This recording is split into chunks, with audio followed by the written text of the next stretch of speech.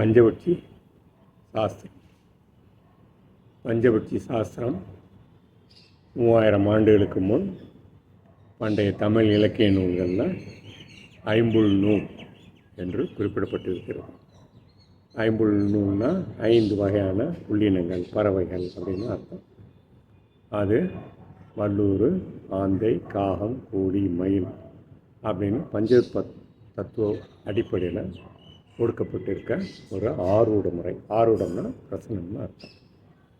சரி, இதை வைத்து நம்ம என்ன பண்ணுறது அப்படின்னு சொன்னால், ஒரு ஜாதகர் பிறந்த நேரத்தை வச்சு அவர் வளர்பிறையில் பிறந்திருக்காரா, தேய்பிறையில் பிறந்திருக்காரா, பகலில் பிறந்திருக்காரா, இரவில் பிறந்திருக்காரா, ஒரு நாளுக்கு 60 நாளிகை இருக்குது.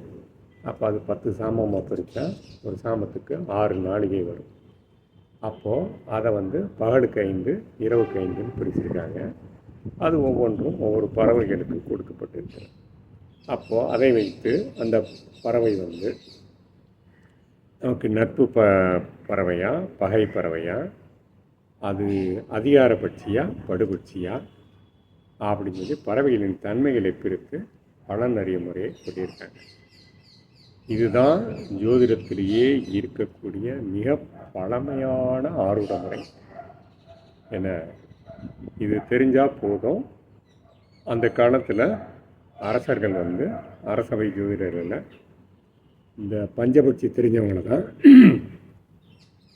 பக்கத்தில் வச்சுக்கிட்டு தாங்கள் செய்யக்கூடிய செயல்களுக்கு அவர்களுடைய அறிகுறையை கேட்டு நடந்து வெற்றி பெற்றிருக்காங்க.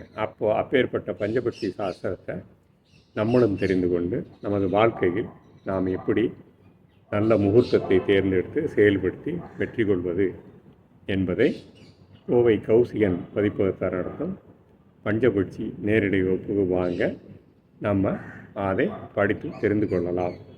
நான் உங்கள் பயிற்சி ஆசிரியர் நாகராஜன் ராமசுவாமி.